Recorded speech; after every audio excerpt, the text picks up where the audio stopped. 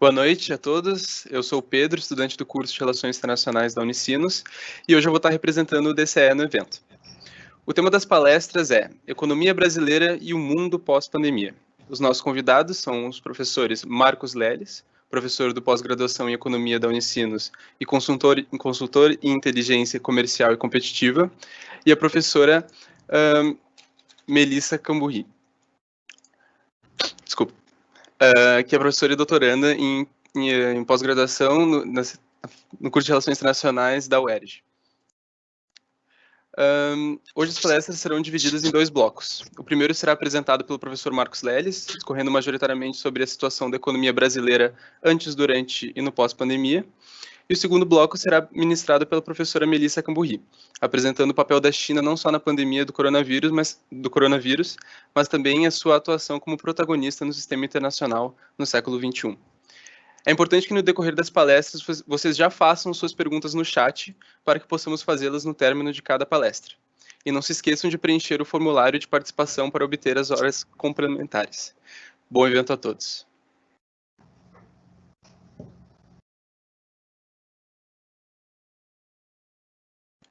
Vou passar a palavra agora para o professor Marcos.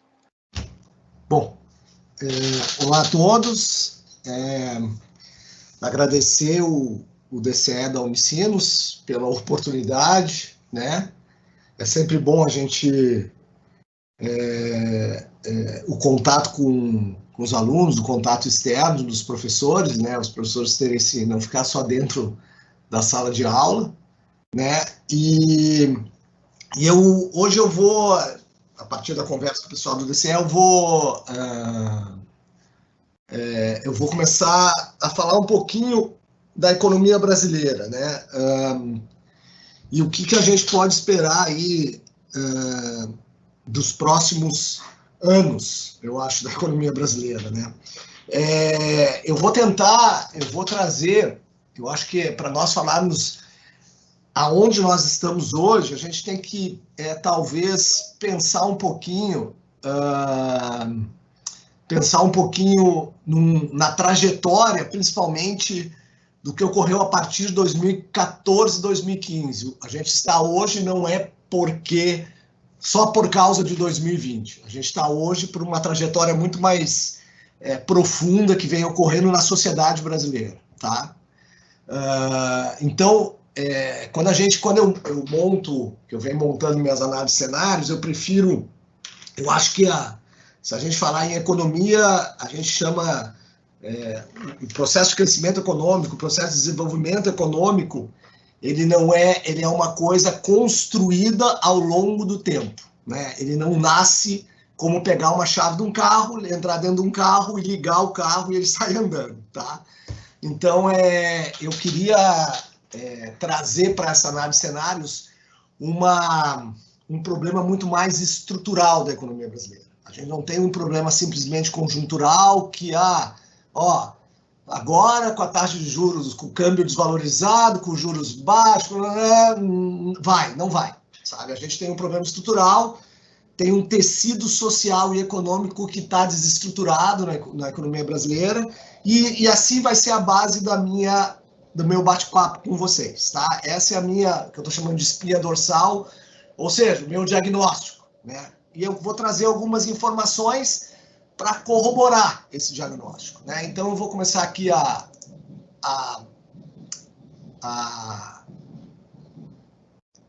apresentação.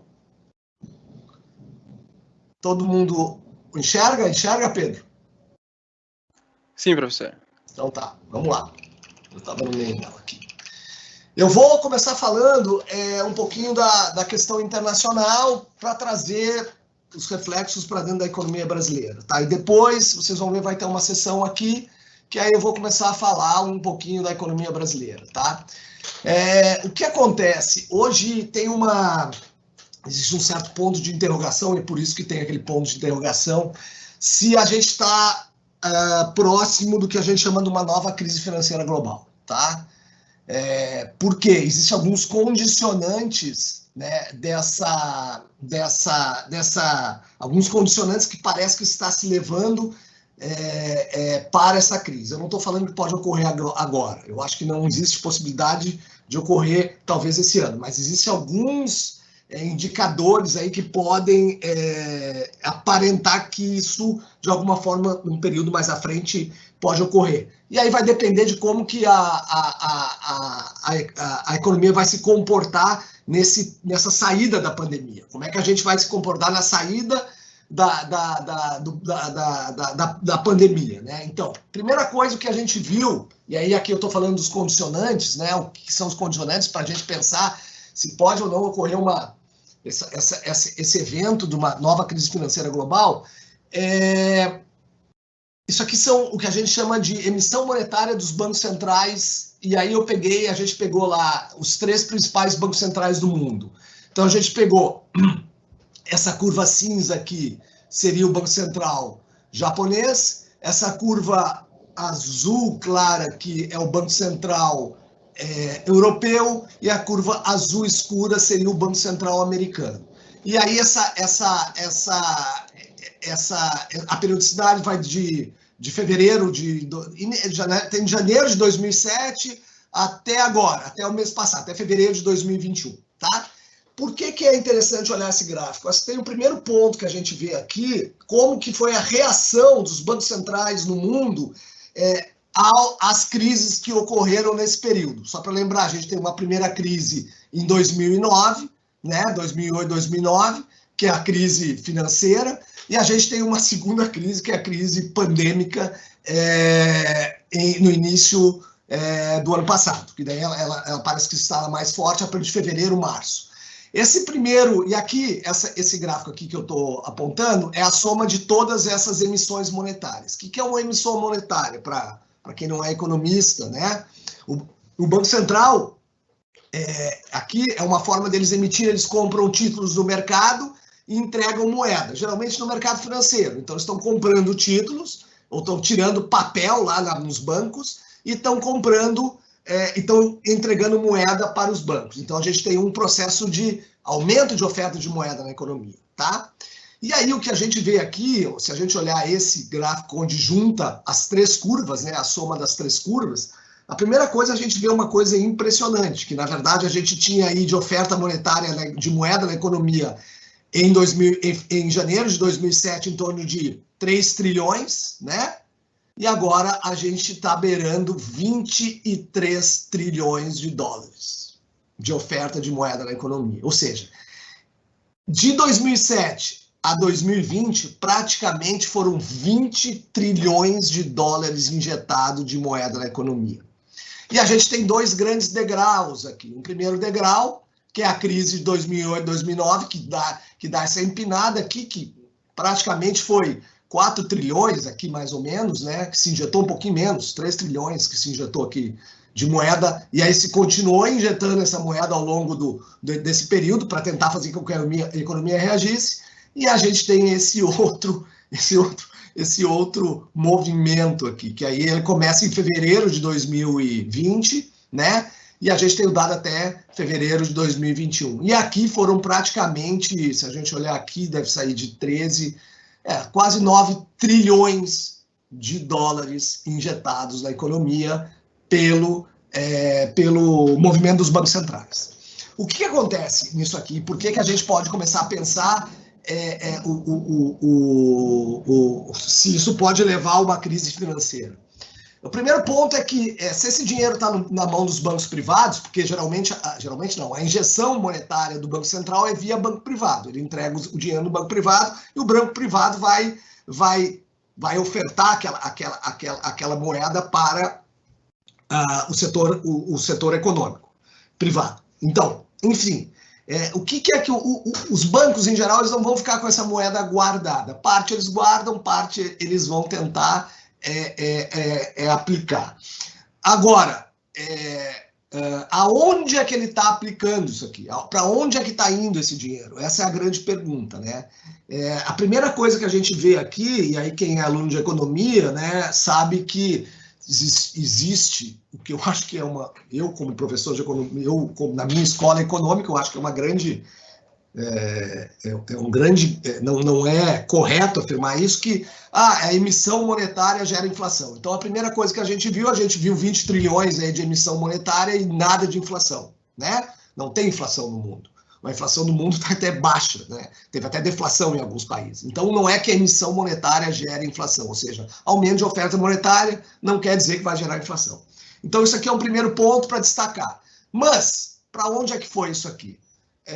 O que a gente viu que boa parte desse recurso que estava na mão dos bancos privados foram para o que a gente chama de ativos de risco, né?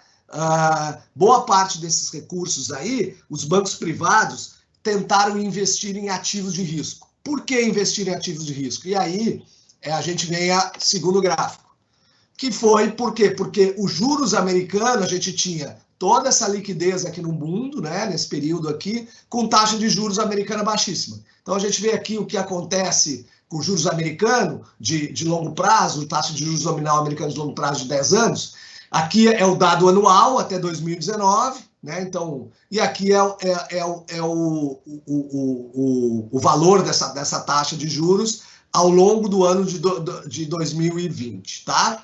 Lembrando que isso aqui é uma taxa de juros nominal, então, na verdade, o que a gente tem aqui são taxas de juros reais negativas, né? Então, a taxa de juros americana, na crise lá de 2009, ela caiu, chegou a 1,8, e agora nessa crise aqui a gente vê ela operando valores abaixo de 1%. Né? Até o final do ano passado, até o final de 2020, aqui a gente vê, dezembro, os juros americanos de 10 anos, de longo prazo, a gente chama, operando uma base abaixo de 1%. Então, se os bancos centrais do mundo estão com todo esse dinheiro e os juros americanos estão baixo, ele vai procurar o que a gente chama de ativos de risco. Ele vai procurar outros mercados para investir. Para ter uma ideia do que é o tal ativo de risco, teve moedas virtuais aí, que também o meu conceito não é moeda, o meu conceito é simplesmente um ativo financeiro sem lastro, os bitcoins da vida, né? Que chegou a valorizar 2.000% em 3 meses, né? Chegou a valorizar 2.000% em 3 meses. Então, o que está acontecendo, pessoal? Parte desse dinheiro aqui está correndo para ativo de risco, por quê? Porque a taxa de juros americana está muito baixa e aí não vale a pena investir nos títulos americanos. Então, eles correm para ativos de risco. Então, o problema desse movimento é o que a gente chama de desalavancagem, né? Na hora que essa taxa de juros começar a subir, e já começou a subir, né? A gente já vê aqui no final do ano passado já um movimento de crescer a taxa de juros americana, ainda muito abaixo dos patamares históricos dela, né? Ainda está muito baixa. Esse capital que estava no ativo de risco vai voltar para os ativos não de riscos, e provavelmente vai começar a voltar para a economia americana. Então, o que é que a gente está vendo? O que pode acontecer lá no futuro é que essa quantidade, essa liquidez aqui,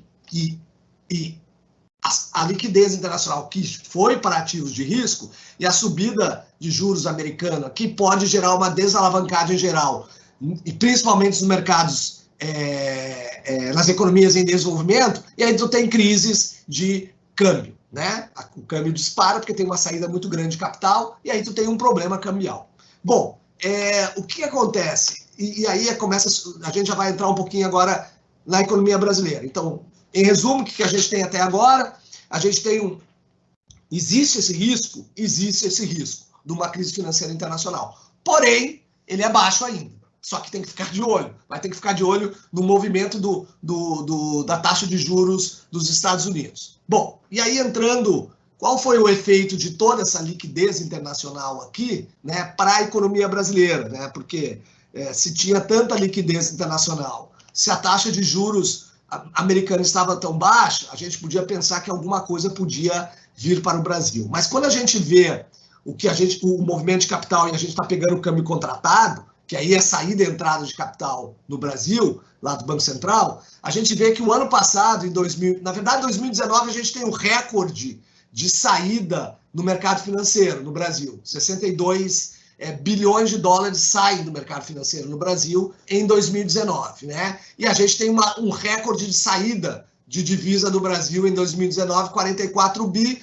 Por quê? Fechou 62 bi e a balança comercial no Brasil ficou em 17 bi. Quando a gente fez essa conta aqui, tem uma saída muito grande de capital no Brasil em 2019.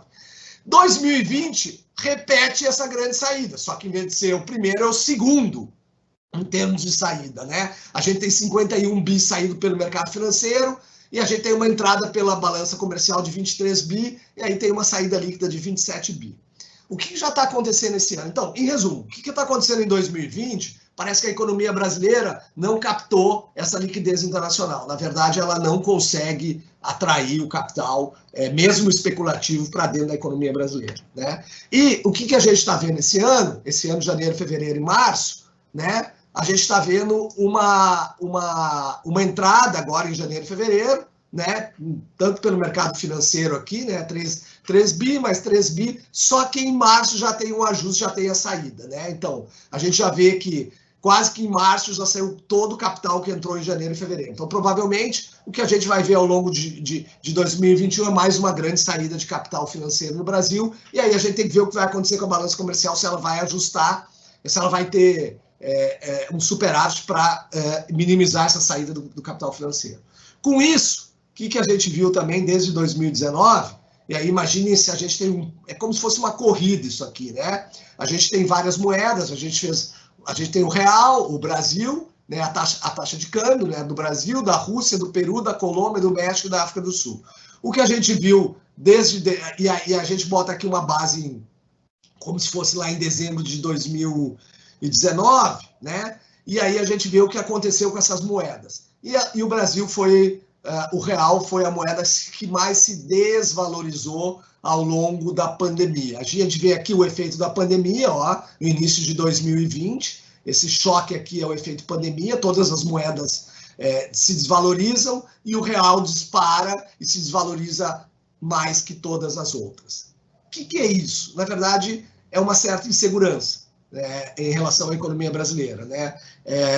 Então, a Rússia, o Peru, a Colômbia e o México se desvalorizaram em relação a 2019, né? Então, acima está a valorização, mas a gente vê o Brasil como o recordista em desvalorização da moeda nacional, frente ao dólar. Então, o que a gente pode juntar aqui? A gente pode juntar liquidez internacional com baixa taxa de juros, né? Saída de divisas no Brasil, a gente não consegue captar boa parte dessa liquidez internacional para a entrada de divisas no Brasil, né? E a gente tem essa saída, a desvalorização do real. Bom, entrando agora especificamente na economia brasileira, e aí voltar ao tema que eu comentei lá no início, né? Eu acho que a gente vai ter uma boa dificuldade aí em voltar a patamares civilizados, vamos dizer, de taxa de desemprego e renda na economia brasileira. A gente tem uma estrutura, esse conjunto de crises, tanto econômicas quanto crises internas à sociedade, né, que vem desde 2014 ocorrendo, ela gerou cicatrizes na estrutura econômica do Brasil. E ao gerar cicatrizes, a gente vai ter boa dificuldade para uma retomada mais consistente. E aí é que eu estou querendo apresentar aqui, porque muitas vezes o que a gente tem ouvido é que não, se vacinar, vai. Não, não vai. Não vai dar. Eu acredito que não vai dar. A vacina seria uma condição necessária, mas não é suficiente para a retomada da economia brasileira, dado a estrutura econômica ao qual hoje se encontra o tecido econômico brasileiro. A gente tem vários problemas, né, para fazer essa retomada da economia brasileira com mais facilidade. A vacina é importante? É importante. Sem vacina, a gente nem começa a conversar. Agora, só ela não vai resolver, né? Porque agora parece que está se gerando uma certa ilusão de que está vacinado, vai. E eu queria apresentar exatamente isso, o porquê que eu acho que só a vacina não vai gerar um crescimento econômico sustentável, né, para a economia brasileira. Bom, então eu vou começar com um indicador lá, que a gente chama, é um indicador lá, o Índice de Atividade Econômica do Banco Central, que é um indicador que a gente chama precedente do PIB, tá? E eu fiz questão de pegar esse indicador lá no início da pandemia, ó. Então tinha aqui é o indicador de dezembro, de janeiro e de fevereiro. E a gente pegou lá uma média trimestral. Por que a gente faz uma média trimestral? Porque ele dá essa sensação de tendência. Se a gente ficar olhando o indicador no mês, como está vendo esse aqui, ó, esse do lado esquerdo aqui da tela, né? Ele fica meio volátil, vai, volta, aí cresce. Então, o melhor é a gente olhar o indicador trimestral e a gente vê o que é que qual é a tendência da atividade econômica no Brasil.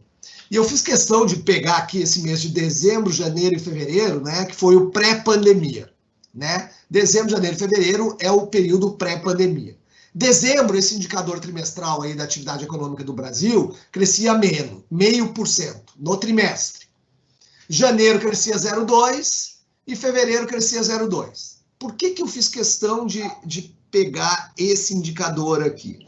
Porque a gente também ouviu muito aí, principalmente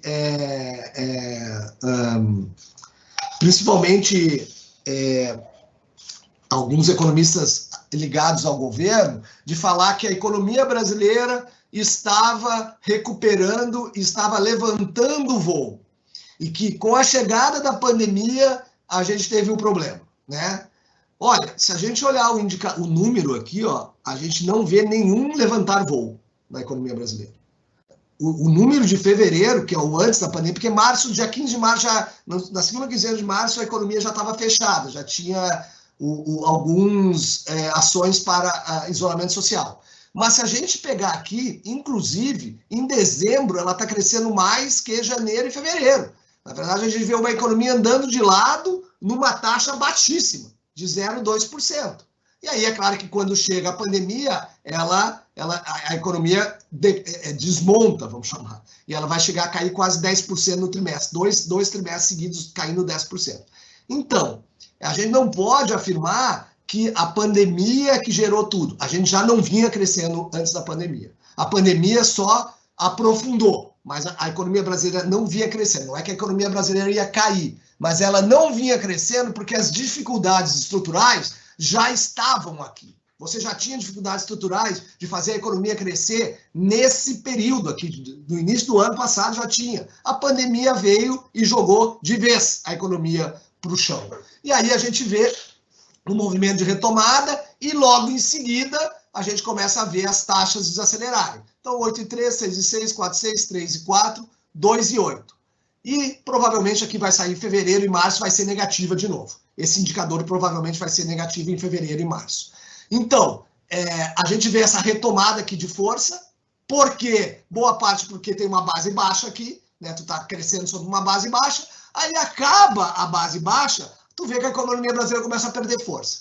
E é essa a minha hipótese, né? Ela não tem força, na verdade. A economia brasileira, por si só, ela está sem pulmão. Se agora a gente está falando da Covid, parece que ela está sem capacidade de respirar profundo e ganhar tração. Ela está sem capacidade de tração. Ela ganhou, parece que estava ganhando tração aqui porque estava sendo comparado em cima de períodos de queda muito alta. E por que a economia brasileira está sem capacidade de tração? E mesmo antes da pandemia, ela já não tinha capacidade de tração. Então, quando a gente sair da pandemia, esse estado estrutural da economia brasileira vai estar muito pior, tá? E por que isso? Vamos lá. Eu vou trazer alguns indicadores agora, né, que podem ajudar nisso. Primeira coisa, tá? O endividamento das famílias. Se a gente pensar em consumo das famílias. Endividamento das famílias recorde. 67,7% das famílias se consideram endividadas, né? Se a gente olhar a série histórica desde 2019, né, a gente vê para fevereiro é um recorde, né? Para o mês de fevereiro, ele tem um nível recorde de endividamento das famílias. Ele era 66 lá e já está em 66,7, né? Outro indicador, a taxa de desemprego, pessoal. A taxa de desemprego no Brasil, agora, a última indicada está em torno de 14,2%, tá, Porém, tem um problema, não tem um problema na medida, a medida está correta. Só que tem uma mudança estrutural na questão da força de trabalho, porque a taxa de desemprego ela vai medir quem se diz desempregado, quem é desempregado sobre o total da força de trabalho que está disponível para o emprego. Só que aconteceu com o isolamento social, a força de trabalho do Brasil diminuiu. Pessoas antes que estavam empregadas ou estavam procurando emprego pararam de procurar emprego. E a força de trabalho diminuiu em relação ao pré-pandemia. Então, quando a gente mantém a força de trabalho do pré-pandemia e olha a taxa de desemprego não ficaria em 14,2%, ela chegaria em 22%.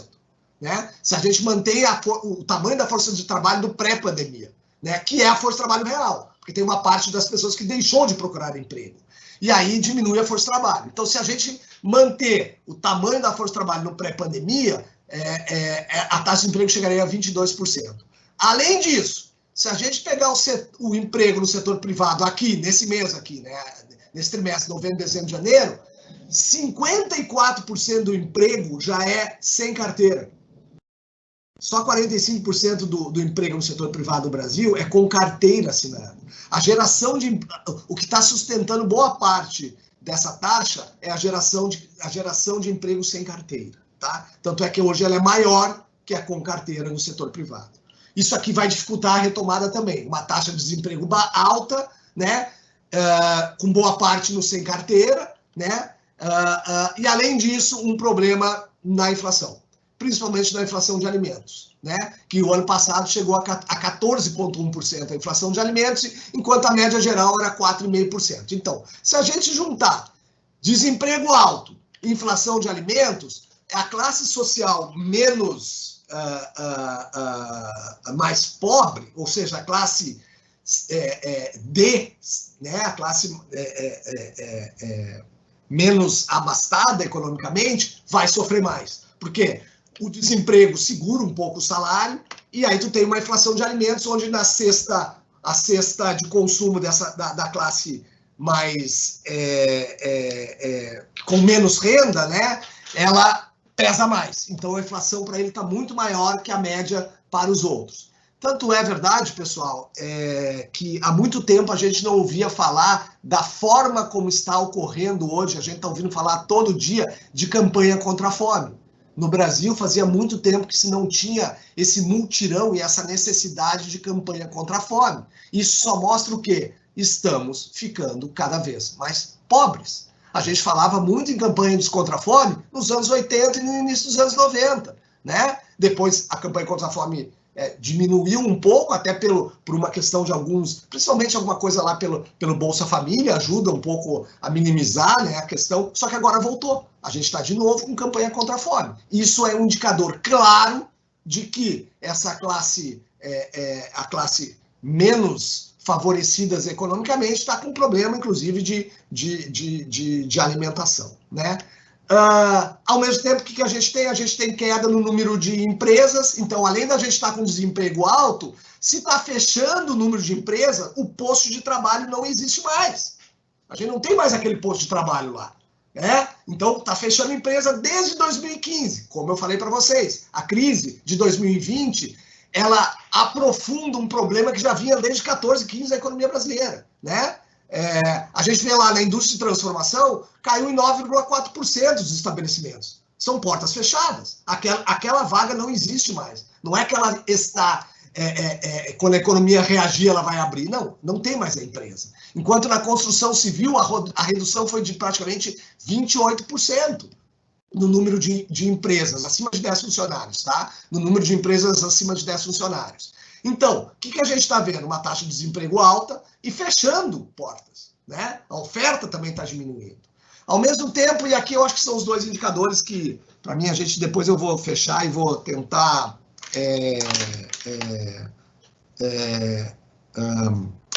fechar a minha conclusão,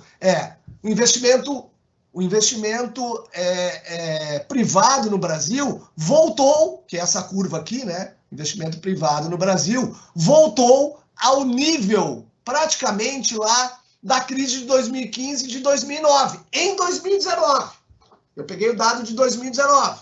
Em 2019, que foi antes da pandemia, a gente estava voltando aos valores que as empresas investiram da crise de 15 aqui, ó, tá vendo? E da crise de 2009. Ou seja, em 2009, a gente regrediu 10 anos se a gente pensar em 2009. Ou seja, as empresas não estão investindo. Então, a gente não consegue também ter capacidade de arranque. Se a empresa não está investindo, não aumenta a capacidade, inclusive, de oferta da economia, né? E não melhora a produtividade da economia, não dá um alívio na economia, né? Esse dado aqui do último trimestre, tá? Tem um problema aí de uma plataforma de petróleo. Se for qualquer coisa, eu explico depois. Por que isso aqui aconteceu, tá? Porque tem um problema contábil, tá? Tem um problema contábil, tá? Bom, e aí eu acho que é o grande problema nosso, tá? Que é o investimento público. Esse gráfico aqui é do investimento público, pessoal. Ele vai até o terceiro trimestre de 2020, que não saiu o último dado ainda. E, de novo, se a gente pegar o nível de investimento público hoje, aqui, na economia brasileira, que é 19 aqui, a gente voltou ao patamar de 2008. A gente voltou 13 anos. 13 anos em termos de investimento público no Brasil. Ou seja, é uma economia que não tem investimento público, o investimento privado está a níveis de crise em 2019, não em 2020. Né? Está a nível da crise de 2015, 2009. As empresas, cada vez menos empresas no país, inflação de alimentos alta, tirando renda da classe menos favorecida economicamente, taxa de desemprego alta e famílias endividadas. Né? Então, a economia não tem capacidade de arrancar. Né? Ela não tem essa capacidade de arrancar. Bom, e aí o que a gente tem aí? A gente tem o auxílio agora que está sendo previsto para 2021. E quando a gente compara ao auxílio de 2020, são coisas muito menores, tá? Por exemplo, vou só citar aqui, qualquer coisa eu volto e a gente conversa. O auxílio de 2020 representou 4% do PIB, né? O que foi injetado na economia lá, transferências do governo para a economia, representou 4% do PIB. O auxílio 2021 é 0,6% do PIB. É bem abaixo. Né? A gente está falando aí em 22 milhões de pessoas a menos vão receber o auxílio de 2021 em relação ao auxílio de 2020. Então, o auxílio não vai segurar muito, como segurou o auxílio emergencial de 2020. Ele não vai ter a mesma capacidade de segurar a economia esse ano. Além disso, o que a gente está vendo, e muito por causa dessa pressão, essa pressão aqui, né, da taxa de juros americana, a gente está vendo a taxa de juros crescer no Brasil também. Então, qual o cenário que a gente tem aí, tá? E aí já estou encerrando, né? A gente vê que desde o início do ano, a gente vê que o Boletim Focus lá do Banco Central vem diminuindo a previsão de crescimento da economia brasileira. No início do ano, estava em torno de 3,5%. Hoje já está, hoje saiu na semana passada, está em torno de 3,16%, ou seja, quase 0,4 pontos aqui, tá? Qual é o problema desse negócio aí? Eu vou ser muito sincero, assim, eu acho que não dá nem, vai dar por... A economia brasileira deve crescer entre 2,5% e 2,8% ano que vem. Isso aqui deve cair mais ao longo do ano. Essa previsão de crescimento aqui, ela deve cair mais ao longo do ano. Por quê? Porque ela não tem capacidade de arranque. Ela não consegue arrancar. E não consegue arrancar desde 2016. Porque 2017 a gente cresceu em torno de 1,2%, depois mais 1,2%, depois mais 1 em 13 e 19, e a gente não consegue sair desse arranque, né? Então, a economia brasileira está com problema estrutural.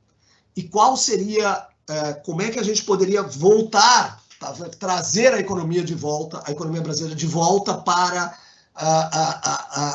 os padrões, vamos dizer assim, normais de crescimento, ou seja, os padrões que possa gerar queda na taxa de desemprego, né? Essa queda aqui na taxa de desemprego, melhora da renda. Tem dois pontos aqui. Primeiro, a retomada do investimento público.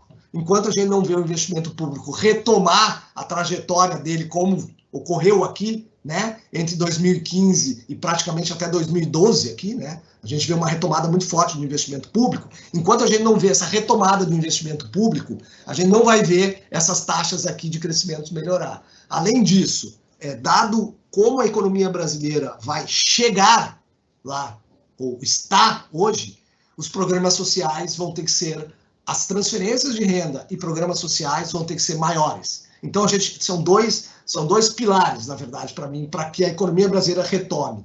É o investimento público e os programas sociais melhorando a distribuição de renda no país. Porque a distribuição de renda no país hoje vai acabar a pandemia com uma concentração de renda maior do que antes da pandemia. E isso é um entrave para o crescimento econômico. Então, ou a gente vê, a gente vai precisar ver a retomada do investimento público e a melhora na distribuição de renda do país.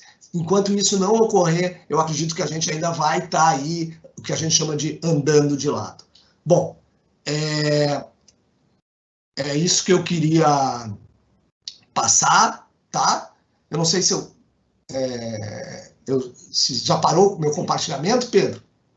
Sim, professor. Era isso, eu agradeço, depois eu fico à disposição para as perguntas. Obrigado.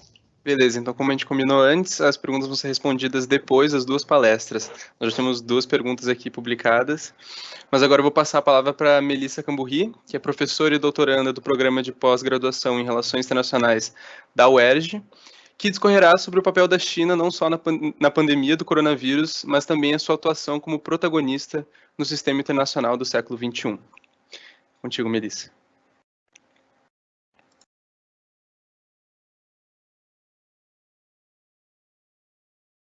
Olá, pessoal, boa noite. Primeiro, eu gostaria de agradecer ao convite do DCE, na figura aqui do Pedro. Estou acompanhando as atividades, parabéns, está sendo ótimo. E principalmente porque é um momento de recepção, então estou bem feliz de poder conversar com vocês nesse momento tão especial. Também cumprimentar o professor Marcos Leles, que também tem contribuição e produção sobre China. Professor, também te acompanho.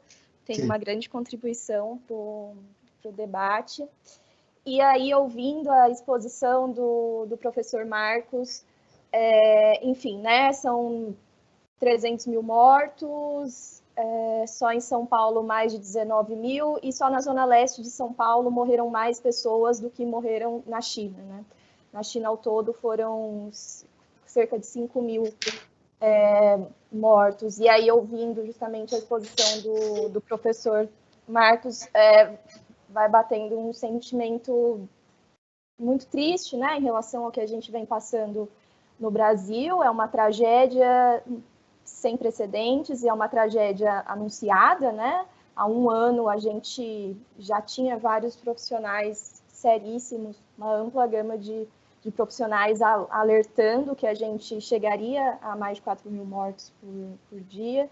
Então, também gostaria de, enfim, né, pela quantidade de 300 mil mortos, 4 mil mortos por dia, acho que a gente não pode, a despeito de tentando tocar a vida no digital e tal, a gente também não pode naturalizar de forma nenhuma o que está acontecendo. Então, também gostaria de aproveitar para prestar minha solidariedade às pessoas que perderam entes queridos, né? Infelizmente, provavelmente alguém que está nos assistindo passou por isso, e meus profundos sentimentos. E aí que olhar para o caso da China nos coloca um horizonte muito, aliás, nos coloca uma execução, um planejamento, uma execução de políticas voltadas ao combate da Covid completamente contrária, né, ao que aconteceu, o que vem acontecendo no Brasil, que, na verdade, não sei dizer nem se o certo é dizer contrário, porque aqui como é nulo, né, enfim, mas também nos dá um sentimento de um horizonte outro, né, de uma possibilidade de fazer de outra forma. Então, na China, a gente já, em março, já tinha a retomada produtiva e econômica chinesa, que em muito foi propiciada pela política de combate à Covid-19, né?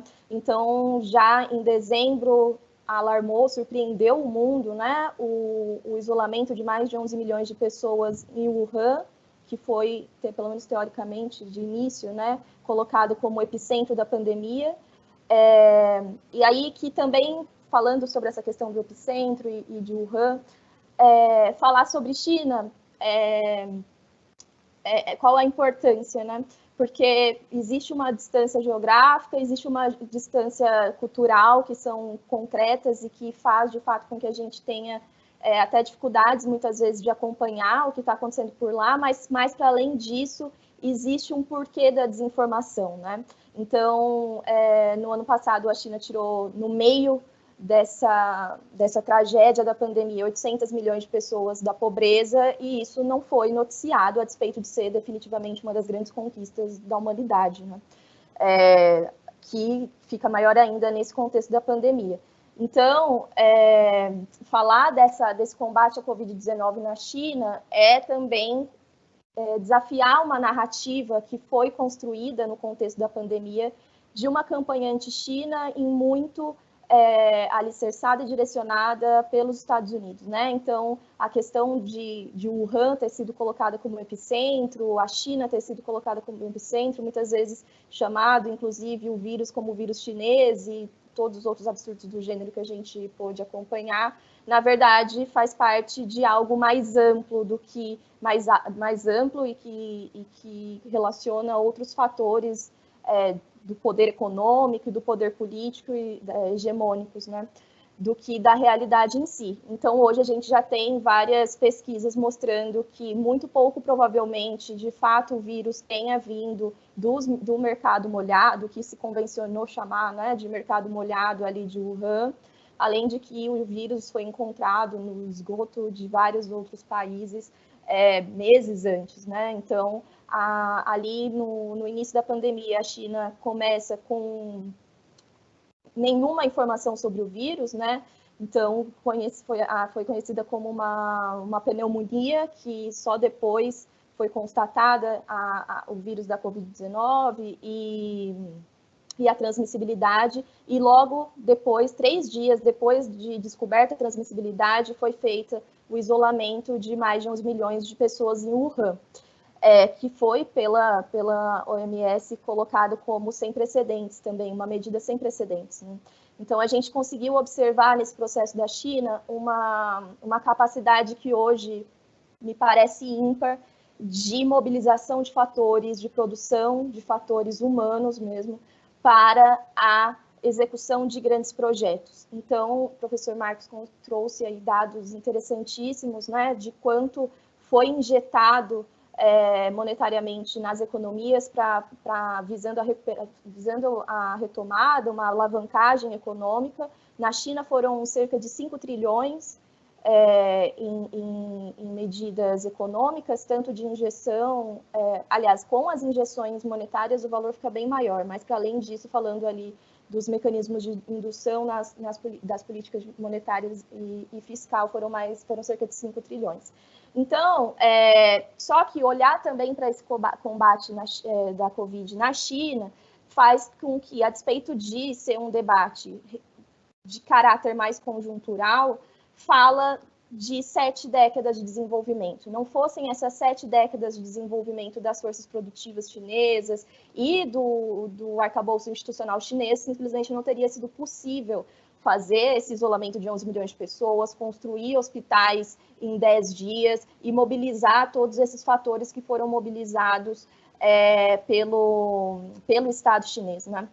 Então, hoje, me parece que esse debate remonta à total imprescindibilidade do papel do aparato estatal e de uma estratégia nacional, né, que foi o que não aconteceu no Brasil. Então, em algumas conversas que tive com colegas que moram na China, eles falaram sobre como o partido ia enviando cartas informando a população, assegurando quais medidas estavam sendo tomadas, que fala sobre o papel de um líder político que consiga direcionar e coordenar os esforços nacionalmente, né, que é justamente o completo contrário do que acontece no Brasil, que o presidente tem uma posição completamente negacionista, né?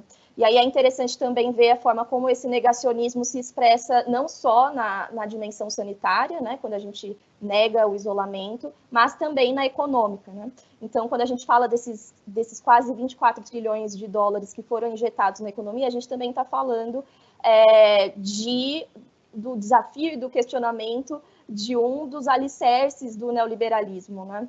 Então, a gente percebe que quando é necessário no sentido de quando a crise começa a afetar o poder econômico e o poder político hegemônico, sim, o aparato estatal é retomado, né?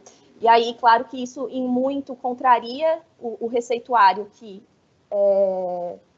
de forma clássica, tem sido imposto ao sul do mundo, né? Mas que nesses momentos de crise, as contradições chegam a um nível, uma dimensão tão grande que muitas coisas se revelam, né?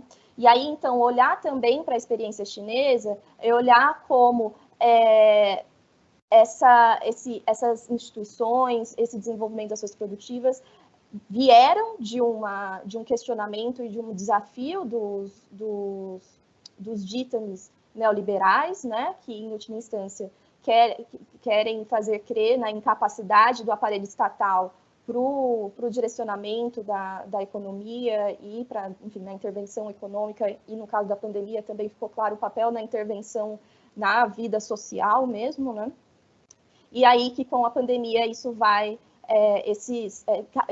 essas características tão clássicas do neoliberalismo, elas vão se mostrando tão frágeis, né?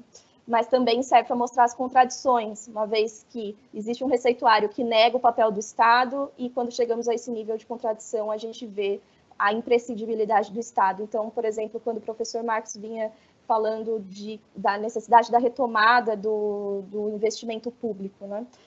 No caso da China, existiu uma centralidade do investimento público, né? Direcionado aí pelo Estado, pelo planejamento chinês, e um dos diferenciais econômicos, né, no caso da China, foi uma política econômica voltada com atenção às pequenas e médias empresas, justamente pelo que o professor Marcos colocou, né? O papel dessas empresas na criação de postos de trabalho, em última instância, na garantia de renda das pessoas é central. Então, se a gente tem um processo de falência dessas empresas, a gente tem efeitos indiretos também muito grandes para além dessa falência em si, né?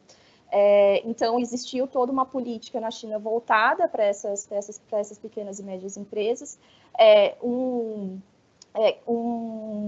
grande montante de investimento público direcionado para as empresas estatais, que atualmente na China tiveram um papel na pandemia importantíssimo para a garantia da produção e do abastecimento. Então, cadeias produtivas estratégicas foram reconvertidas, né? Aconteceu um processo de reconversão industrial muito eficiente na China, justamente para conseguir para se garantir a produção de EPIs. Então, enquanto a gente viu os Estados Unidos, né, durante o governo Trump na pandemia, mas agora com o Biden, não com uma mudança muito grande nesse sentido, a gente vê os Estados Unidos com uma atuação voltada completamente para si, né? A China conseguiu garantir os EPIs, os respiradores, não só para o consumo nacional, mas também para o internacional, né? Então, a gente percebe a China saindo desse processo da pandemia com uma vitória nacional muito grande, mas não só, com uma vitória geopolítica muito grande, né? Que foi a nação que conseguiu dispor de bens públicos globais, que era um papel que normalmente, né, historicamente, era os Estados Unidos quem centralizava. Então, esse processo da pandemia, ele expressa pontos muito importantes que falam de algo muito mais amplo, que o neoliberalismo, que é a falência, ou talvez uma crise de características centrais do neoliberalismo. Acho que é cedo, né, para falar de uma crise desse regime de acumulação. Me parece que as coisas, a despeito de toda essa tragédia, não estão mudando, e acho que um sinal disso é o grande processo de acúmulo de capital que a pandemia, que essa crise tem propiciado, né? Então, a gente tem o dado absurdo de metade do Brasil vivendo em insegurança alimentar e o Brasil ganhando 11 novos bilionários. A gente provavelmente está passando por um dos maiores processos de acúmulo de capital, né? Porque a gente vê esse grande montante de uma política econômica expansiva, mas a gente vê que o direcionamento não é para garantir o isolamento das classes com menos dinheiro, né, com menos poder aquisitivo. Pelo contrário, a gente vê a utilização de uma política econômica expansiva para garantir quem já se garantiria mesmo na pandemia, né? Então, esse processo o ponto da pandemia enquanto um processo de acúmulo de capital é a expressão maior do neoliberalismo, né?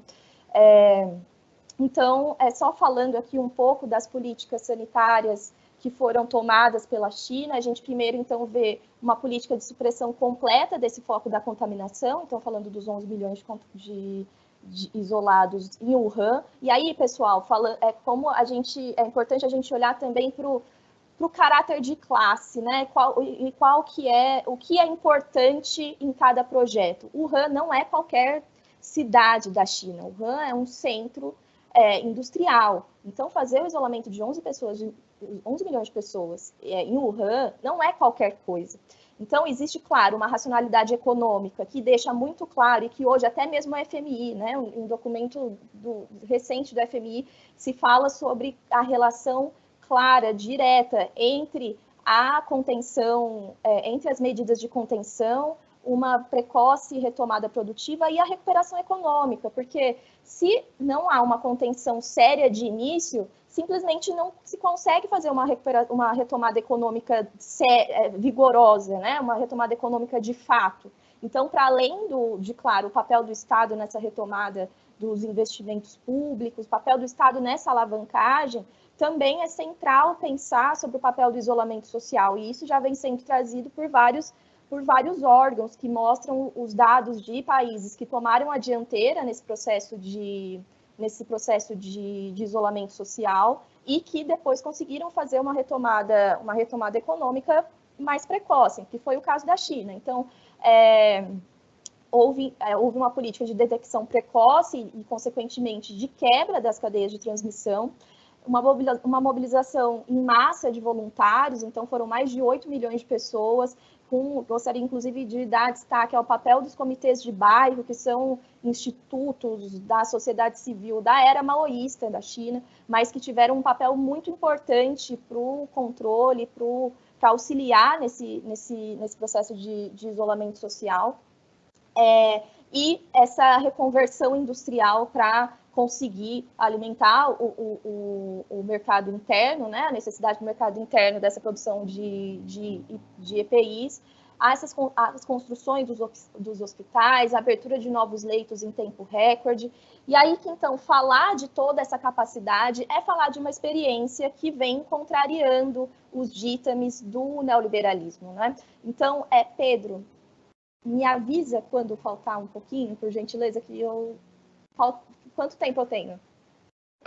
Tem mais uns 8 minutos. Tá ótimo. 10 minutos aí para arredondar. Tá ótimo, obrigada. Então, falar sobre esse processo, falar sobre o êxito nesse processo, seja nacional ou internacional, e os desdobramentos disso, em última instância, considerar, mais do que necessário considerar, é central considerar essas 7 décadas de desenvolvimento que propiciaram, que possibilitaram até institucionalmente essa mobilização de fatores, né? E então a gente vê que a partir de 78, com as reformas e abertura, há um projeto de desenvolvimento que contraria os ditames que estavam sendo impostos ao sul do mundo. Então, então, por exemplo, na figura do Consenso de Washington, que ficou mais popularizado, mas que, enfim, fala dessas características do neoliberalismo, que tenta tirar a centralidade do Estado na coordenação e no direcionamento do processo de desenvolvimento. E no caso da China, a gente tem, enquanto também um fator central para a compreensão desse processo, a Revolução de 1949. Então, muitos analistas partem de 1978 para falar do processo de desenvolvimento chinês, mas eu gosto de ir um pouco antes para falar sobre a importância dessa centralização do poder político no Estado chinês, que propicia a endogenização dos centros decisórios, né? Então, é importante que também a gente tenha sempre em mente que falar de desenvolvimento ao sul do mundo é diferente de falar de desenvolvimento ao norte, né? Então, claro que quando a gente recorre à história econômica, a gente tem muito claro do papel central do Estado no impulsionamento do desenvolvimento no capitalismo central, né? Então, existe uma ampla gama aí de produção científica na história que mostra o papel do Estado. Mas, ao sul, esse papel sempre foi negado. Então, a gente tem uma série de receituários que impõem instituições que não são muitas vezes sequer proporcionais ao desenvolvimento, por exemplo, das forças produtivas e que atrapalham o processo de desenvolvimento nacional, né? Então, quando a gente fala de 1949, do processo evolucionário na China e da endogenização desses centros decisórios, a gente fala de um país que teve um passado colonial, um país que até hoje sofre aí ataques permanentes do imperialismo e que precisou, né, de um processo revolucionário, e aí, claro, que existem várias formas de se fazer essa endogenização dos centros decisórios. A Coreia do Sul é um outro caso, mas que também faz parte dessas experiências asiáticas de desenvolvimento, mas que fala dessa necessidade da endogenização desses centros decisórios para que o país consiga construir e executar a sua própria trajetória, o seu próprio projeto de desenvolvimento, né? Então, a partir de 1949, a gente tem esse processo de centralização de poder no Estado chinês, que em 1978 toma outras formas, né, a despeito de se manter essa centralização do poder político, que na minha leitura é o que possibilita essa mobilização desses fatores de produção que se expressa nesse combate à Covid, nesse êxito do combate à Covid, mas que se expressa antes no processo de desenvolvimento que conseguiu levar a China à segunda maior potência mundial, sendo que em termos do PIB e em paridade de compra já é maior que os Estados Unidos desde 2014, e agora nesse processo mais recente de escalada nas cadeias globais de valor, que tem colocado a China também enquanto uma potência tecnológica. Me parece central olhar para esse lugar do Estado e da centralização política nesse Estado para se falar desse processo de desenvolvimento. Então, a partir de 78, a gente tem um processo que eu gosto de chamar de continuidades e descontinuidades do que acontecia na era maoísta, né? A partir de Deng, a adoção do mercado enquanto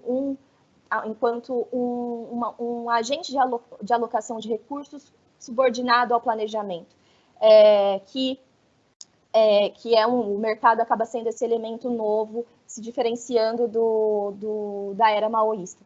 E que, então, por exemplo, né, as empresas estatais passam por um grande processo de reformas, em que, se no início, na era maoísta, essas empresas elas tinham como centralidade, elas acabavam ficando responsáveis pelos encargos sociais, por exemplo, da mão de obra urbana, né? Então, as empresas estatais tinham um papel de, inclusive, para além de garantir emprego e também de garantir uma vitaliciedade, garantir serviços públicos. Então, muitos dos direitos sociais eram acessados por meio das empresas estatais e pela relação de emprego, né? Então, hospitais, escolas, enfermarias, enfim, vários serviços públicos eram prestados no bojo das empresas estatais, e aí, a partir de 78, há uma grande reforma que acontece até hoje, né? Existiram alguns momentos de ápice dessas reformas, como, por exemplo, na década de 90, mas são reformas que acontecem até hoje, que trazem as empresas estatais como ferramentas importantíssimas para o direcionamento dos investimentos estratégicos. Isso também se mostrou durante a pandemia, quando as empresas estatais, por exemplo, foram as responsáveis pelas construções em 10 dias dos hospitais, são responsáveis pela garantia de várias cadeias produtivas para o abastecimento de suprimentos no combate à Covid-19 e outras, né, como alimentos, enfim, e teve um papel importante também na garantia dos empregos. Só as empresas estatais criaram mais de 1 milhão de postos de emprego na China nesse período. Então, só fechando, e aí deixo para as perguntas os meus comentários sobre a GameStop,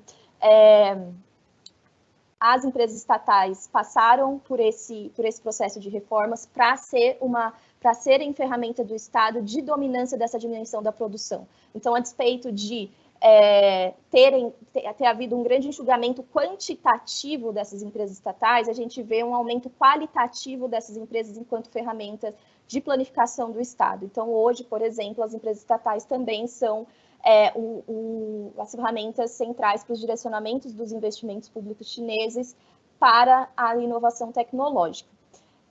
Então, enfim, vou deixar aqui essas provocações sobre uma possível crise do neoliberalismo, inclusive como a gente pode olhar para essas fissuras que foram colocadas e pensar a partir delas e propor a partir delas, e fico à disposição aqui para as perguntas. Muito obrigado, professora. Agora a gente vai começar as perguntas. A gente vai fazer de uma forma alternada, uma pergunta para o professor Marcos, uma pergunta para a professora Melissa. Eu vou começar aqui com uma pergunta para o professor Marcos. Pode ser? Beleza. Pergunta de uma pessoa anônima. A insegurança em relação ao Brasil é devido àquilo que chamam de custo Brasil? Se sim, o que caracteriza o custo Brasil? Deixa eu comentar assim, eu acho que a insegurança, quando eu falei em relação a isso, ali quando eu falei da saída de fuga de capitais, que estava em segurança, na verdade a insegurança em relação ao Brasil é uma insegurança política hoje, eu acho, né? Ele tem um problema de que, e além disso, o Pedro, a própria Melissa, né, nós estamos virando pária, vocês são de relações internacionais, talvez vocês conheçam, nós estamos virando uma pária internacional. A gente tem que ser claro, e hoje brasileiro não entra em quase nenhum país do mundo, né? Nós tivemos alguns tropeços aí desde 2019 no nosso Ministério de Relações Internacionais lá, né? Então a insegurança não está associada ao custo Brasil. O que estaria associado ao custo Brasil é vamos dizer assim, a tua competitividade. Vamos dizer assim, vou exportar mais, coisa e tal. Aí está associado ao custo Brasil. Mas eu acho que hoje o nosso problema de insegurança em relação ao Brasil, está mais associado à questão política, né? Que a gente tem, na verdade, aí eu vou entrar também talvez numa celeuma que não é minha. Eu acredito, não sei, me parece que o governo atual está acabando antes de terminar o mandato. E aí tu gera mais insegurança, ele está ficando cada vez mais isolado, mesmo o Centrão, que ele tinha, né, ele colocou 2 presidentes, tanto no Senado quanto no Congresso, de alguma forma, que eram alinhados, aí eles já não estão mais alinhados. Então, me parece que a insegurança no Brasil não é uma insegurança associada ao custo Brasil, e aí vou levar mais além, aí eu vou pegar um pouquinho da minha área. Ela não está associada à dívida do Brasil, porque muitas vezes a gente ouve isso. Não, é porque a dívida está aumentando, ou a dívida PIB do Brasil está crescendo e não... Não é isso. Não, eu acho que não passa por aí.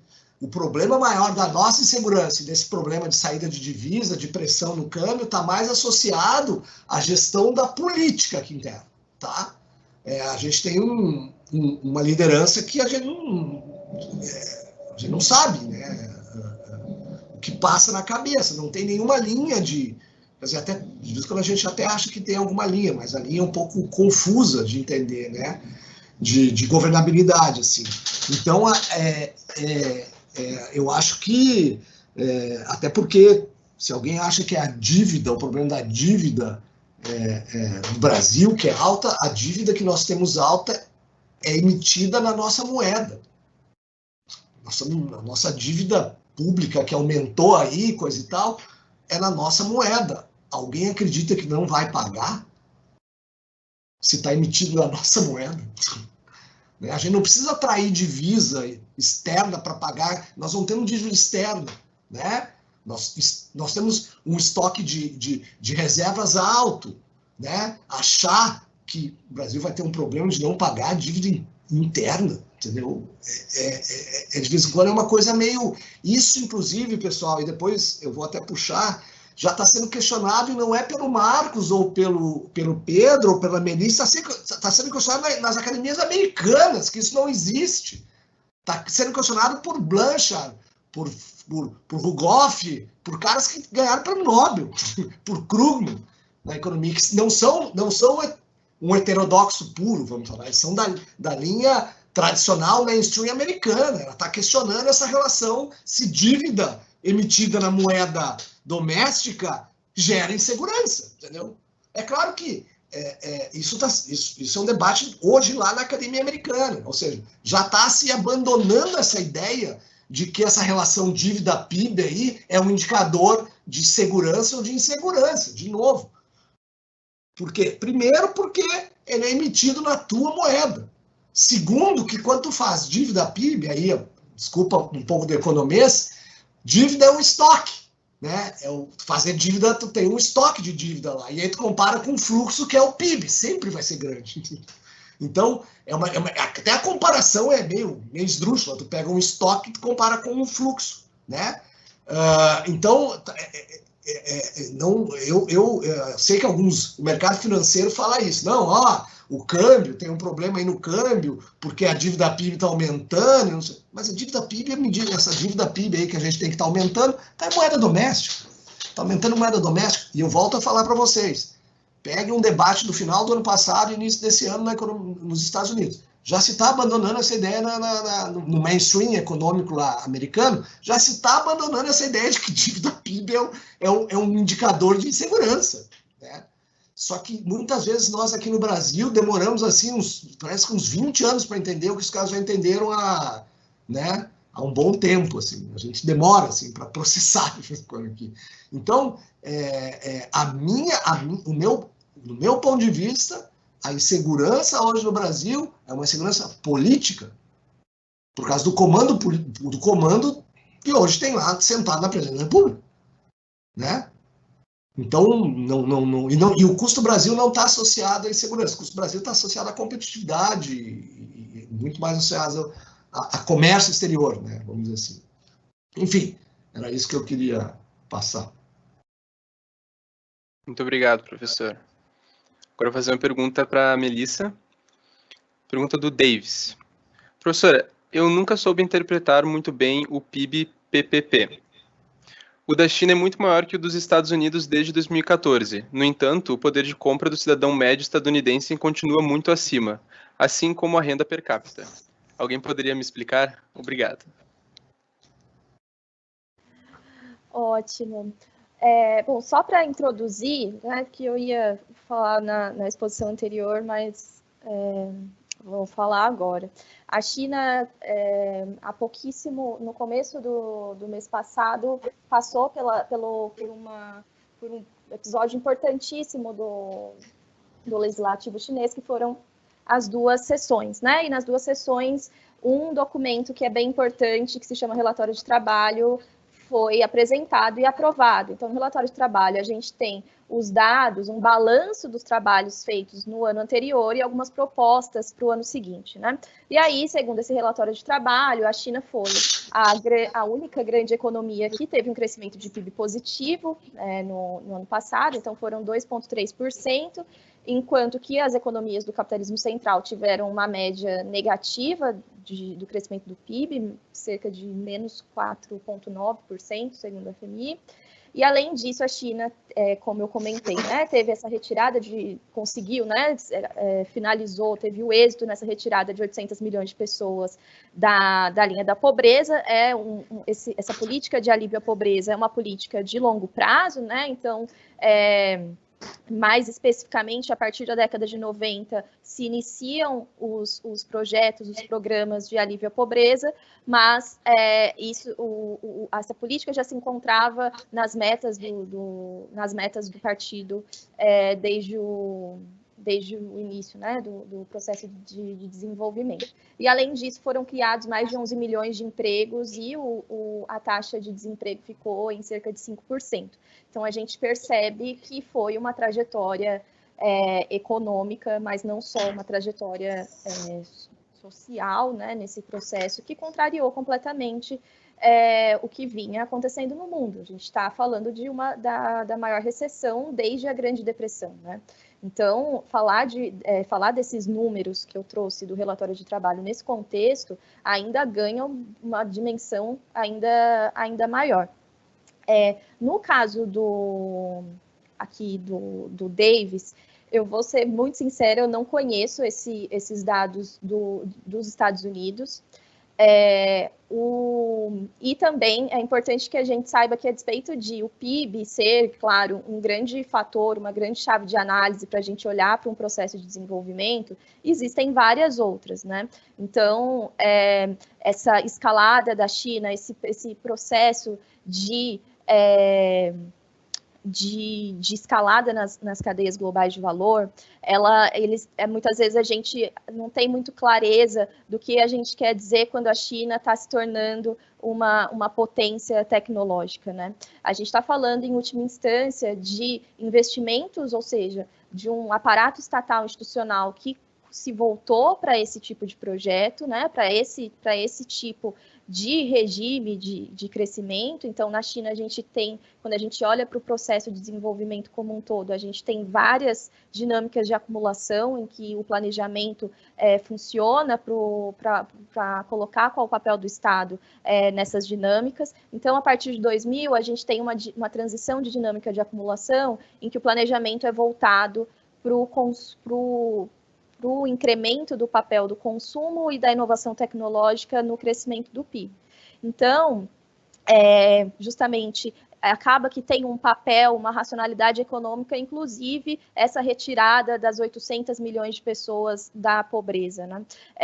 Durante a pandemia, vários quadros do governo chinês falaram sobre como o mercado interno chinês era a maior garantia da economia chinesa. Então, a gente tem que olhar para esse processo de incremento de renda, e acho que nos ajuda, e aí quando falo que acho que a gente deve olhar, porque acho que isso nos ajuda para pensar a experiência brasileira, né? O professor Marcos falou muito sobre desemprego, sobre um enxugamento de postos de trabalho. Então, a gente percebe essa estratégia chinesa com vários projetos que visam o incremento de renda porque me parece que o grande salto qualitativo da experiência, e aí concluindo, Pedro, é olhar para essas contradições. Então, por exemplo, contradições ambientais, contradições do capital-trabalho, ao invés de olhar como custo, então muitas vezes a gente trata os direitos do trabalho como custo, a gente trata as políticas voltadas para o meio ambiente como custo.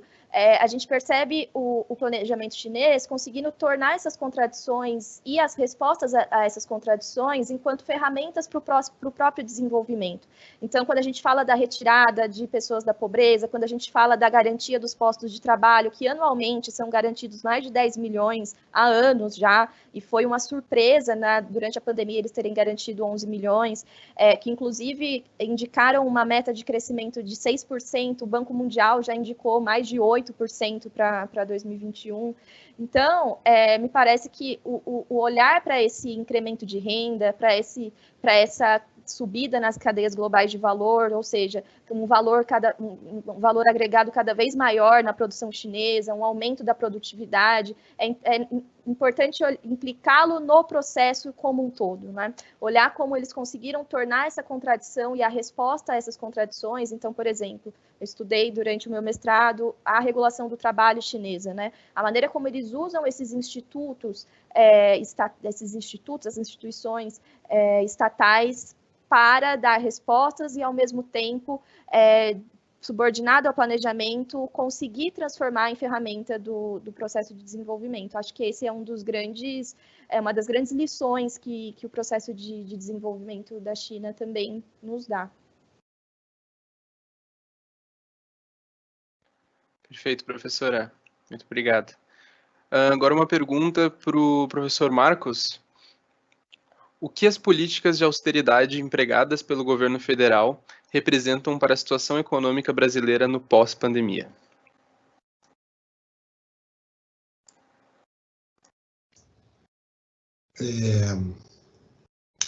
Eu acho que a gente tem que assumir que o teto do gasto não deu certo, né? Vamos começar a assumir que não deu certo, né? Vamos, não adianta, né? Não deu certo, tá? Não adianta insistir numa coisa que não deu certo. Eu acho que esse é o problema principal. O teto dos gastos entrou no final de 2016. Então, até 2019, não tinha pandemia. Não aconteceu nada. Assim como a reforma trabalhista também, vamos assumir que também não, né? Tem um conjunto de... e aí eu coloco as políticas de autoridade nisso, parece que venderam terreno na Lua, entendeu? E não entregaram. Né? Venderam reforma trabalhista, venderam teto dos gastos, venderam previdência, estão vendendo administrativa e tributária, mas não entregaram as outras três ainda, tá? Enfim, mas o que eu queria falar sobre teto dos gastos, aí pegar um pouquinho no que a Melissa vem comentando, para mim é um absurdo, é uma coisa assim completamente sem lógica econômica. Você enfiou um teto dos gastos que você só corrige os gastos a partir da inflação do ano anterior, só que horizontal, como se tu investisse em infraestrutura, em saúde e em educação fosse a mesma coisa que comprar, desculpa, porque quando eu sou meio assim, papel higiênico, entendeu? Porque congelou tudo, né? Qualquer gasto. Ou seja, então quer dizer que se eu fizer uma obra de infraestrutura, melhorar uma estrada, melhorar um porto, ou investir em inovação para trocar a matriz energética por uma mais limpa, é a mesma coisa que eu pegar o dinheiro e, sei lá, gastar com qualquer outra coisa que não gere. Quer dizer que se eu investir em educação também é a mesma coisa que gastar com, né, com o dia a dia lá, com cartão de crédito, como é que é o cartão de crédito cooperativo, o cartão de crédito que eles usam lá, né? O cartão corporativo. Cartão corporativo. Né? Então, para mim é uma coisa meio ilógica, não tem lógica. Aonde a política fiscal é feita, ela tem efeitos diferentes. Aonde tu vai gastar, tem efeitos diferentes na economia. Então, tu achar que o arroxo, né, a política restritiva, o teto dos gastos horizontal, é um absurdo. Eu acho que tem outros países do mundo que trabalham com o teto dos gastos, mas eles tiram alguns gastos fora do teto exatamente para falar assim, ó, isso aqui não é isso aqui. Agora, no Brasil, a gente consegue fazer, de um lado, as coisas extremistas, assim, que assim, não tem sentido. Então, eu acho que para a gente começar a pensar a economia brasileira e reorganizar a economia brasileira, tem que deixar de pensar o teto dos gastos. Vamos deixar de pensar, vamos organizar ali, e por isso que, quando eu falo lá que só vai voltar se a gente começar a pensar em aumentar o investimento em infraestrutura, e talvez, e além de aumentar o investimento em infraestrutura, os programas de transferência de renda vai ter que aumentar, pelo menos agora, nos próximos 4 anos, porque a gente vai pegar uma economia toda esfacelada, com uma distribuição de renda pior, e essa distribuição de renda vai ser uma barreira para voltar a crescer. Não tem. Chega uma hora, a renda está tão desigual que a economia não consegue, não volta. Tu não tem classe média na economia, né? A gente brinca assim. A classe média sobe, né? E a classe média é que impulsiona a economia. Ela sumiu, O Brasil parece estar sumindo a classe média. Então, isso a gente vai ter que discutir o teto dos gastos. Se a gente não discutir o teto dos gastos, a gente não consegue nem começar a falar isso. Só que esse debate está o tempo todo sendo podado. Não porque tem o teto dos gastos. Podado. O tempo todo podado. Tu não consegue chegar no debate, né? Tu levanta, mas aí o cara, não, mas esquece o teto dos gastos. Não deu certo, cara. Entendeu? Vamos recomeçar e vamos reorganizar. E aí eu vou trazer uma questão que se a gente olhar as economias centrais hoje, eles não estão, e eu estou falando de economias centrais, falando dos Estados Unidos, Alemanha e Reino Unido.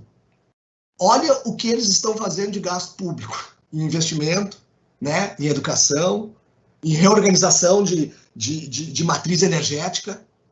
A Alemanha tem um plano muito parecido com o dos Estados Unidos. Muito parecido com os Estados Unidos. É um plano de aumentar o volume de infraestrutura e reorganizar a matriz energética, matriz limpa, né? Muito parecido. Os Estados Unidos está lá. É um plano para infraestrutura, educação, reorganização de matriz energética. E nós estamos discutindo até dos gastos. De vez em quando eu fico meio... Eu falo assim, pô, mas a gente não olha para fora? Vamos olhar para fora. Ah, mas é que a dívida é muito alta. A dívida... Esquece essa que a dívida... de novo, nos Estados Unidos está sendo discutido exatamente isso. A dívida PIB não é um indicador de risco, né?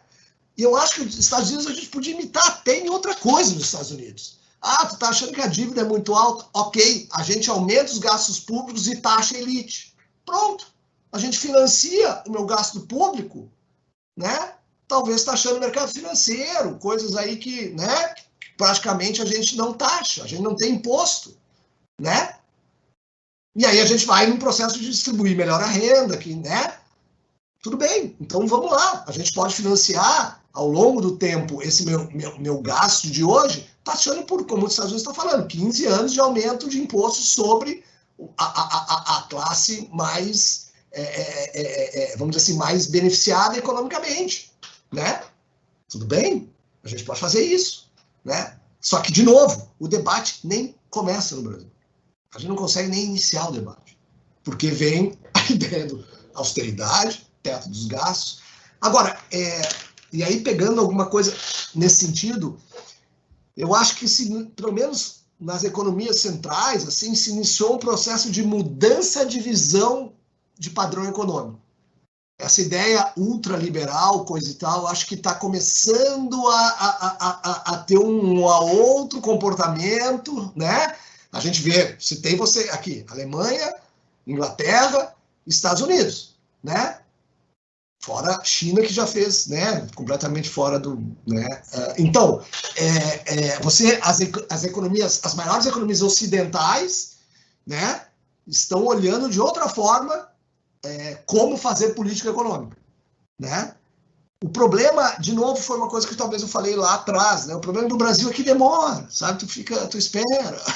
E nisso tu vai sangrando, né? Parece que tu vai sangrando, até tu entender que a roda girou, entendeu? E tu tá aqui ainda batendo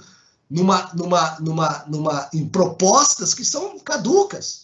Isso aqui já não tem mais isso. Então, eu acho, volto a falar, enquanto o teto dos gastos for do jeito que nós vamos estar sufocados. A economia brasileira tem uma bola no pé que não consegue caminhar. Aquela bola de prisioneiro, né? Ela não consegue caminhar. E eu acho que um dos problemas é o tal bendito do teto dos gastos, né? Que a gente viu que é uma... E aí, o economista acha que é tudo técnico, né? Não, mas a gente viu que eles fizeram várias, agora em 2020, já estão fazendo agora em 2019, o que eles chamam de crédito extraordinário fora do teto dos gastos. Criaram lá um crédito e tocaram ficha, cara, entendeu? Eles criaram. O auxílio emergencial foi assim, o BEM foi assim, quase todo o programa que foi o ano passado para sustentar, para tentar minimizar a queda da economia brasileira, foi fora do teto do gasto, criando um tal do crédito extraordinário. O Estado, ele pode gastar sem ter a divisa na mão dele. Ele cria crédito extraordinário e gasta. né? Ele não precisa arrecadar para gastar. E depois ele arrecada, ele vai ajustando, né? Mas o Estado não é, o orçamento do Estado não é um orçamento da tia Maria ou da família. O Estado, ele gasta e depois ele ajusta. E é exatamente isso que os Estados Unidos está fazendo. Ele gasta e depois ele vai cobrar o imposto lá na frente, vai ajustar lá na frente. A gente não precisa ter, o Estado não precisa ter a divisa para gastar, ele cria a divisa. Todos os créditos extraordinários criados aí esse ano e no ano passado foi assim. Vai lá no Congresso, ó, preciso criar um crédito extraordinário aí, o Congresso pode criar. Pode ser fora do teto? Pode, toca a ficha. E a economia não acabou, e a economia continuou rodando, e se não fosse isso, nós estaríamos pior, né? Se não fosse esse crédito extraordinário, nós estaríamos muito pior hoje. Nós estamos ruim, mas estaria pior, né? Então, eu acho que a austeridade aí e a questão do teto dos gastos é uma bola de prisioneiro na perna da economia brasileira. Agora, a discussão é o que tem que estar embaixo do teto dos gastos e o que tem que estar fora do teto dos gastos. É essa discussão que a gente tem que começar a fazer, certo? O que eu posso tirar e aí, por quê? Porque o efeito na economia é diferente. O que eu tenho que deixar lá, de alguma forma, vinculada à inflação passada e o que eu posso tirar e fazer política pública com aquele item do orçamento lá. Enfim. É isso. Obrigado, professor. Agora fazer uma pergunta para a Melissa. Eu vou ler a pergunta na íntegra e vou parafrasear ela para ela ficar um pouquinho mais dinâmica, tá? Bom, a pergunta é: a China é socialista? Se a China é socialista e não para de crescer economicamente, seus indicadores sociais e humanos são de alta qualidade, com tecnologia de ponta, etc., podemos dizer que o socialismo finalmente deu certo? E agora, para parafrasear, seria o seguinte: a China pode ser considerada socialista? E se sim, ela pode ser considerada uma experiência socialista bem-sucedida? Sempre chega o bode na sala, né? Bom, eu tenho falado sobre como o meu olhar para essa pergunta me parece que ao sul do mundo o socialismo é o desenvolvimento, né? É o que possibilita o desenvolvimento. Então, claro que existe um grande debate, né? Principalmente porque acho que dois pontos que eu destacaria nesse debate que acho que se criou algo que é completamente antimarxista, que é completamente contrário ao materialismo histórico, né? Que é a ideia precedendo a matéria. Então, quando a gente vai estudar materialismo histórico, a primeira coisa que o materialismo histórico contraria vai ser a ideia precedendo a matéria, né? A gente parte inclusive, quando o materialismo histórico se coloca enquanto um método científico, ele vai afirmar o papel do processo histórico, né?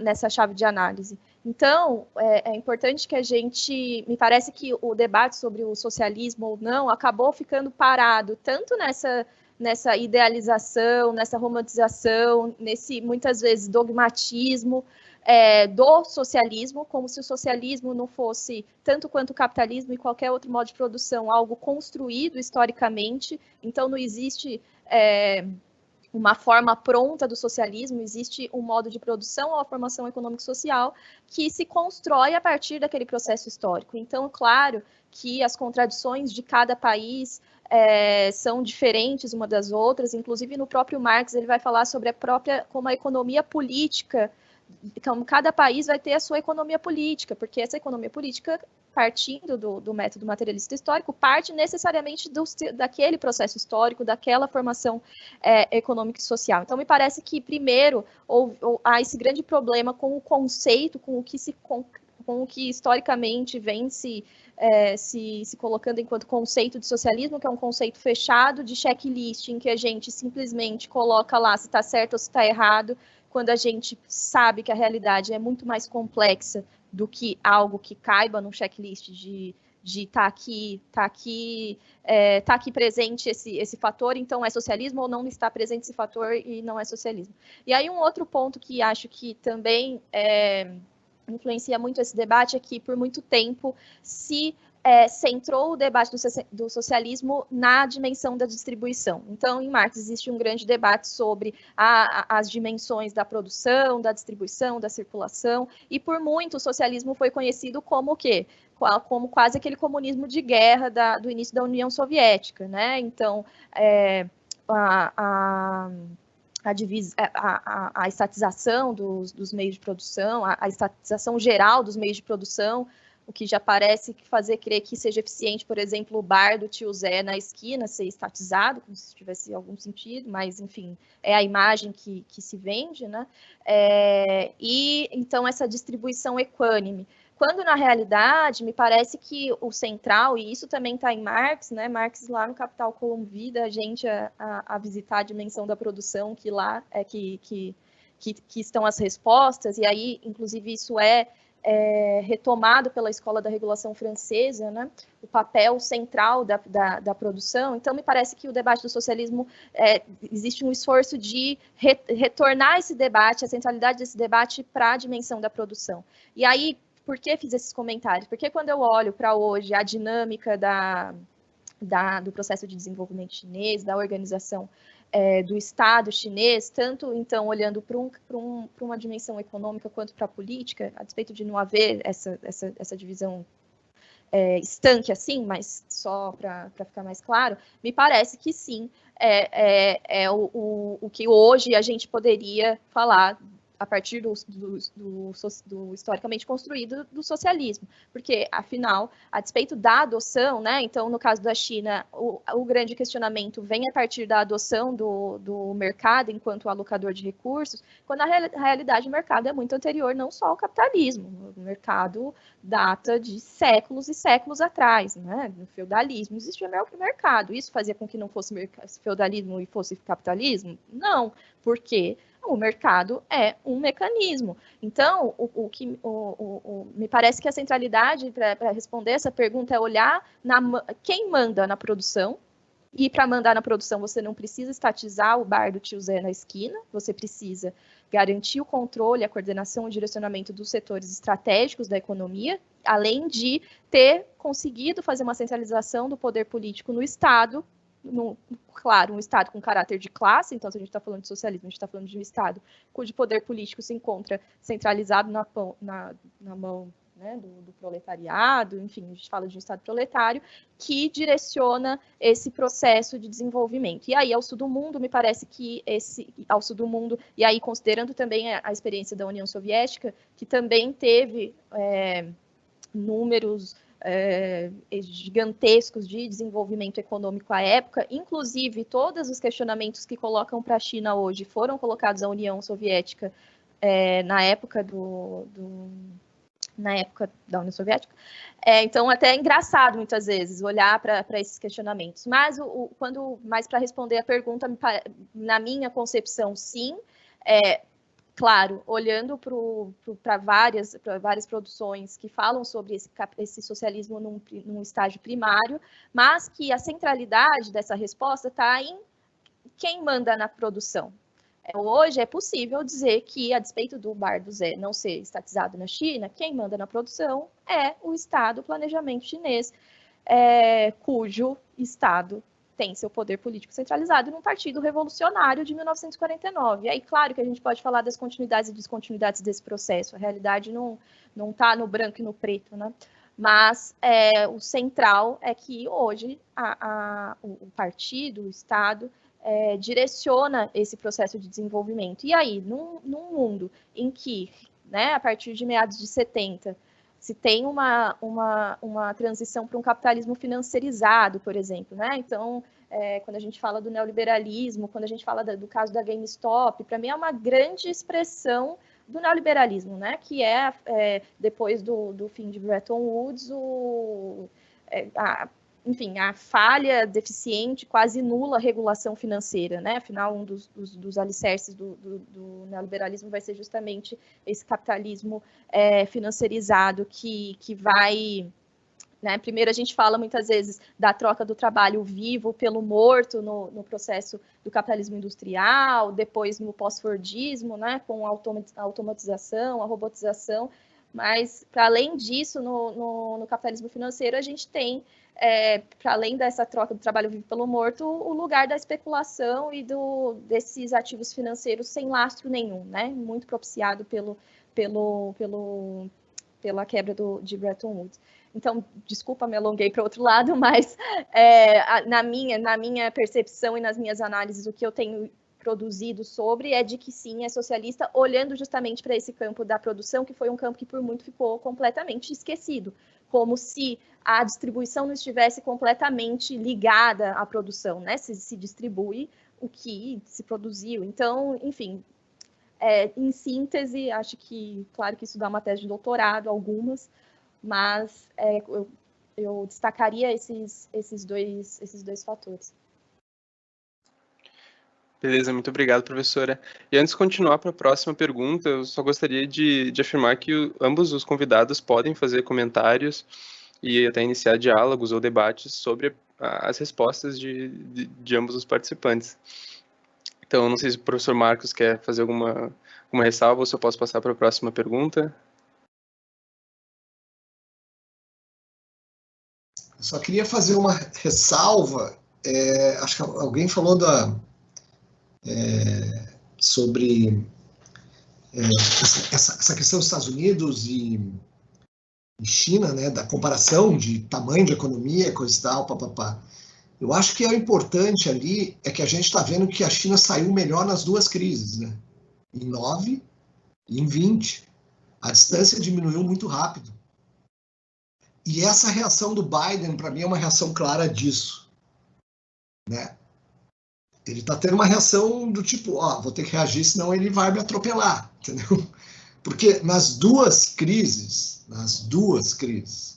a China sai muito melhor que os Estados Unidos, tanto a crise de 9 quanto a crise de 20, né? A de 20, então, né? E aí a distância ficou menor ainda, em qualquer medida, em paridade, em dólar, e eu acho que, além disso, que a gente tem uma grande... que isso não é não vejo como um problema, mas de se pensar, se a gente pegar a história econômica mundial aí, a gente não tem, não lembro, uma economia do tamanho da chinesa, sendo a maior do mundo em paridade de poder de compra, com PIB com PIB per capita de economia em desenvolvimento. Isso é uma mudança muito grande. No padrão de comércio mundial, no padrão de fluxos de capitais, no padrão de produção. Tu tem um gigante, né? Tu tem um gigante ali, que hoje, se pegar em paridade de poder de compra, ele é a maior economia do mundo, mas ele tem um PIB per capita também do Brasil. Um pouquinho maior agora. Então, isso é uma característica nova para o processo de econômico, assim, de produção mundial. Então, e isso reflete, inclusive, no Brasil, não é uma questão só Brasil, América Latina e outros países, né? Porque hoje tu tem uma economia com aquela potência, né? Com aquele tamanho, mas com características de economia em desenvolvimento, né? Aí tu fica, né? Tu tem uma dicotomia ali, né? Ela é em desenvolvimento, mas ela tem o tamanho de uma economia americana, mas ela está cada vez melhor e ela está cada vez, né? Coloca novos obstáculos para nós, mas também abre várias oportunidades lá, né? Num processo, como é que se dá esse processo? E entender isso teria que fazer parte de pensar o desenvolvimento brasileiro de longo prazo. Teria que entender muito bem isso, entendeu? Como que isso está influenciando e pode influenciar lá na frente. E, de novo, estou entrando numa coisa que não é minha, de relações internacionais, para que eu possa fazer os meus, vamos dizer assim, em que campo que eu vou jogar, né?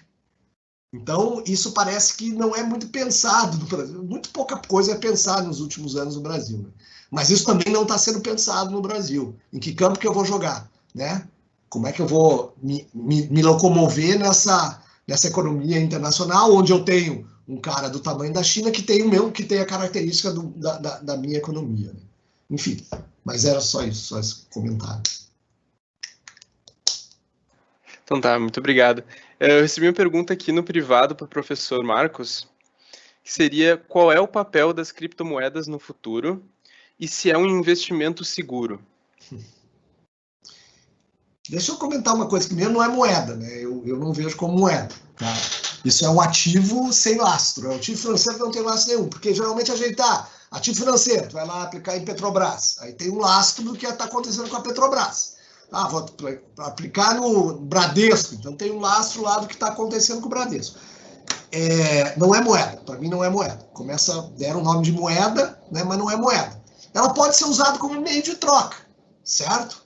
Mas ela por que eu estou dizendo que não é moeda? Moeda, para mim, tem uma característica básica, que é a principal característica da moeda, que a gente chama de unidade de conta. Todos os outros produtos estão associados a ela. A criptomoeda, a unidade de conta, ela está associada em outras moedas. Geralmente tu fala, mas quanto vale um Bitcoin? Vale tantos dólares, não sei o quê. No final tu está pensando naquela moeda lá. Então não é moeda, tá? E vira um ativo sem lastro, tá? Por quê? Por exemplo, que eu estou falando, essa característica básica de uma moeda para mim é todos os itens da economia estão associados naquela moeda. No Brasil, tudo é computado em reais. Então a moeda no Brasil é reais. Eu posso usar cigarro, eu posso usar mamão, eu posso usar o que for para fazer meio de troca.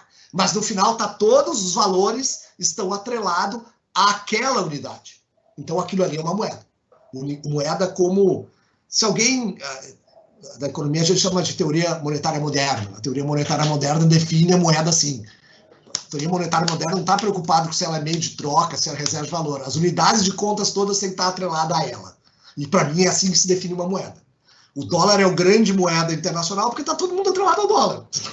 Tudo é conta faz dólar, né? A gente reservas dos países em dólar, então ela acaba sendo a grande unidade de moeda internacional, tá?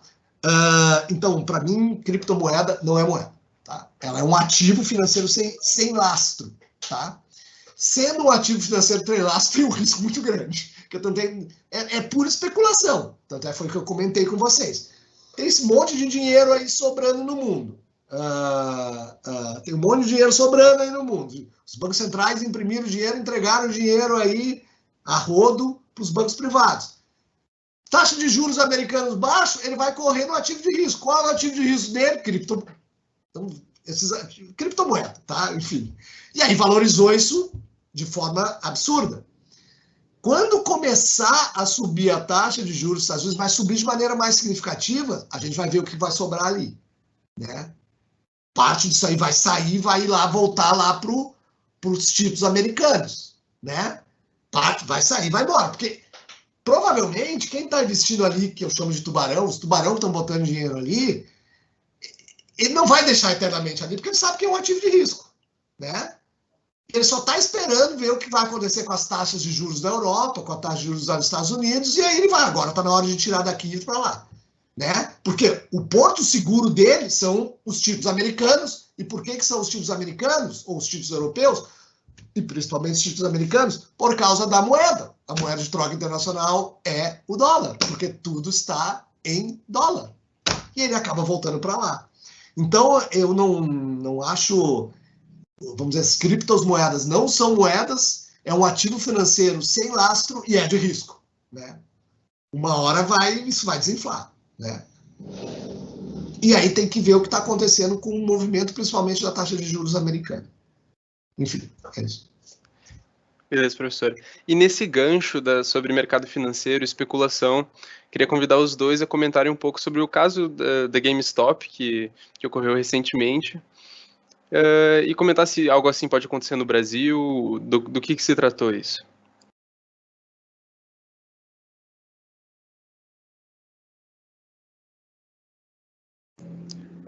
Os dois, qualquer um pode se manifestar e abrir um diálogo em cima disso. E a gente tem mais 17 minutos, tá? Então, manter isso em mente. Quer falar, Melissa? As mulheres, por favor. Bom, olhando pela questão, pelo pela relação com a China e o que tem sido levantado desse debate. Vou deixar a parte do Brasil para o professor Marcos falar sobre. Bom, para quem, né, não acompanhou, não sabe muito bem o que foi esse episódio da GameStop, a GameStop é uma varejista do ramo de videogames dos Estados Unidos, né? Vende videogame, aparelhos de videogame, enfim, é bem famosa, né? Bem grande. E o que ocorreu foi que, organizado num fórum, numa rede social chamada Reddit, ocorreu uma compra em massa das ações dessa empresa, que fizeram com que as suas ações crescessem 2.000%. E aí, inclusive, acredito que esse ponto converse também com o que o professor Marcos trouxe de uma possível nova crise financeira global, conversa sobre o que a gente trouxe de neoliberalismo, porque porque me parece que esse episódio é propiciado somente num ambiente em que no ambiente do capitalismo financeiro, em que é deficiente, muitas vezes nula, completamente falha a regulação financeira, né? Então, a gente tem um processo muito grande de especulação financeira em ações que não tem, que a gente vai chamar de capital fictício, né? Capital real produtivo. Então, por exemplo, quando a gente fala que a China desafia os ditames neoliberais, em muito os investimentos externos chineses em obras de infraestrutura, por exemplo, no projeto de Cinturão e Rota, né? É um exemplo de contrariedade aos ditames neoliberais, né? Normalmente, o grande montante de investimentos externos muitas vezes são em ramos financeiros, visando a especulação, e a China tem, a despeito de, claro, ter um montante relevante de investimentos no setor financeiro exterior, ela tem um foco muito grande na exportação de capitais voltados para o capital produtivo. Então, desde infraestrutura, também na área de tecnologia, na área de energia. Então, também essa prática chinesa se coloca como destoante nas relações comerciais mundiais. E aí como que, né, a China surge nesse caso do GameStop? Acontece que alguns legisladores republicanos vêm tentando construir uma narrativa do papel da China, da relação de empresas chinesas nessa compra massiva das ações da GameStop. Então, essa plataforma, essa rede social o Reddit, né? Ela tem o dono, se não me engano, tem ligação com algumas empresas de tecnologia chinesa, e a partir dessa propriedade, teoricamente, dessa rede social, alguns legisladores estadunidenses têm tentado construir aí uma narrativa da relação da China, da relação de empresas chinesas, incidindo, então, nesse mercado financeiro americano, né? O que também é outra expressão muito clássica, uma narrativa já clássica, né? Um modus operandi clássico de querer colocar a culpa dos seus próprios problemas nos outros. Se é possível fazer esse nível de tipo de compra, por exemplo, nos Estados Unidos, isso não é por culpa da China, isso é por culpa de uma falha deficiente regulação financeira, né? Só que mexer na regulação financeira é mexer, em última instância, em um dos alicerces do neoliberalismo.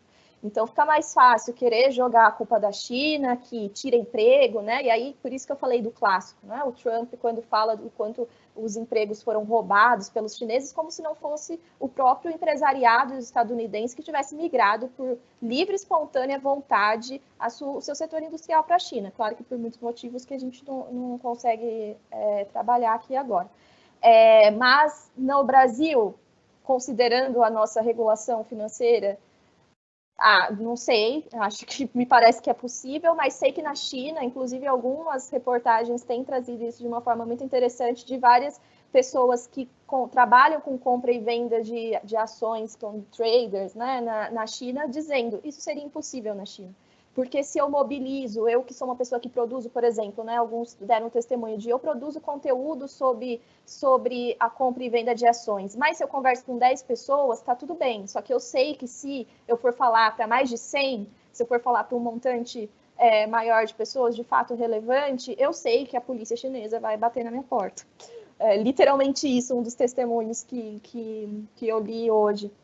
Então, na China isso não aconteceria, porque existe uma grande regulação do sistema financeiro, né? Grande parte do sistema financeiro chinês é estatizado, então hoje os 5 maiores bancos do mundo são bancos de desenvolvimento chineses, inclusive, acho que desde 2018 passou o JP Morgan, e aí totalizaram os cinco maiores bancos, e aí, concluindo, um episódio muito recente que também expressa essa questão da altíssima e rigorosa regulação do sistema financeiro chinês foi o do Jack Ma. O Jack Ma, que é um dos grandes bilionários da China, que é membro do Partido Comunista, fez uma reclamação pública, né, sobre o nível de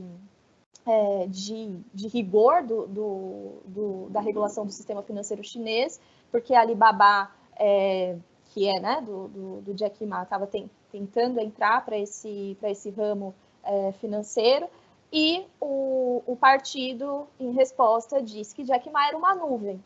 Então, até fazendo um link com a conversa, com a pergunta sobre socialismo, quando falam sobre a quantidade de bilionários, os bilionários estão reféns do crédito chinês, do crédito do sistema financeiro chinês. Os bilionários estão reféns no lugar das cadeias produtivas em que eles se encontram. Então, quando eu falei sobre o papel estratégico das empresas estatais, ou do planejamento, pensar as cadeias produtivas alocando empresas estatais, ou seja, meios de produção estatizados, em lugares das cadeias, em cadeias estratégicas e em lugares das cadeias produtivas, que fazem com que esses bilionários estejam reféns tanto de financiamento, no sentido de crédito e investimento, quanto no sentido de ficarem reféns de empresas estatais que estão anteriores na cadeia produtiva, né? Então, hoje, as empresas privadas chinesas, elas vivem, por exemplo, de compras estatais, né? Então, existem várias formas de fazer o controle desses bilionários. E aí que eu acho que essa frase do Xi Jinping consegue expressar muito bem essa contrariedade ao neoliberalismo, ao alicerce desse capitalismo financiarizado, ao falar para um bilionário que estava questionando a regulação financeira que ele era uma nuvem.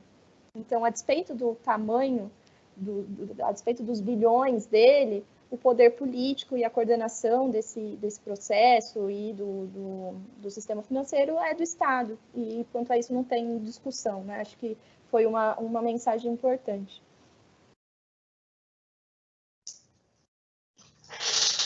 Bom, deixa eu falar um pouquinho do mercado brasileiro.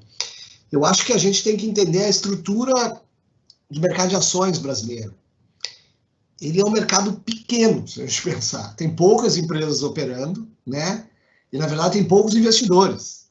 Não é como o mercado americano, que tem várias empresas, muitos investidores, é pulverizado. Então, o mercado brasileiro, acionário, são poucas empresas que, na verdade, operam ali. E são poucos investidores em ações. Aumentou muito agora, nesse período, tá?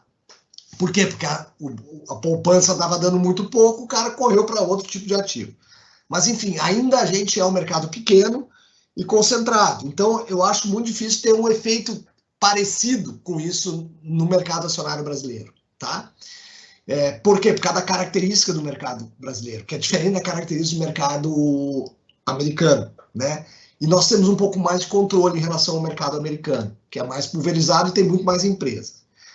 Para vocês terem ideia do quanto que a diferença assim, de mercado americano e mercado acionário americano e mercado mercado acionário de ações nos Estados Unidos, o que a gente viu aí, por exemplo, principalmente depois de 16, 17, 18, 19, os preços das ações do Brasil, se a gente pegar o mercado acionário brasileiro, cresceu muito mais que a economia real, né? O mercado financeiro no Brasil, ações cresceram muito mais que a economia real. Só que isso não consegue impulsionar a economia brasileira.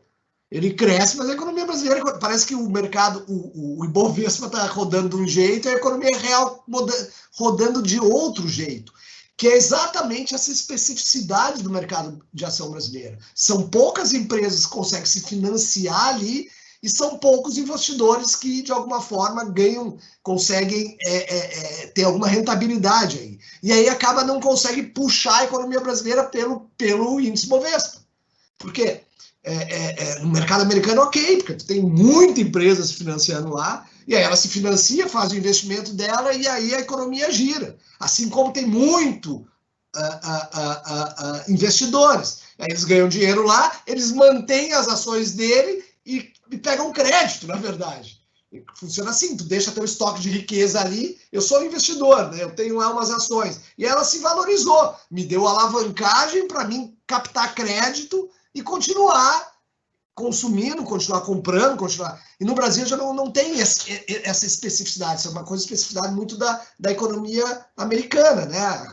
A massa, a classe média, investe no mercado de ações americano.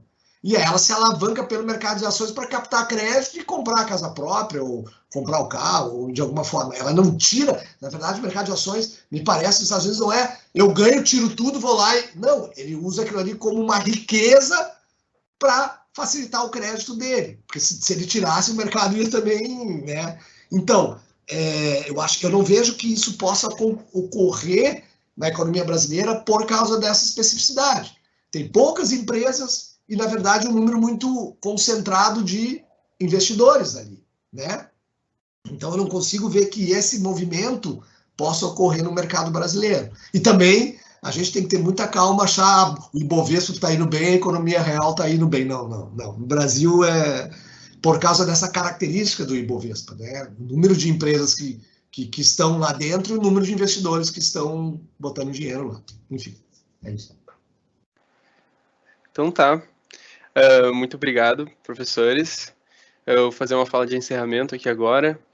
Nós, do DCE Unicinos, agradecemos imensamente a participação dos convidados de hoje. Foram debates muito importantes. Obrigado ao professor Marcos, obrigado à professora Melissa. E agradecemos também a equipe de eventos da Unicinos por todo o apoio e todos aqui presentes. Então, é isso, pessoal. Uma boa noite. Obrigado. Obrigado a todos.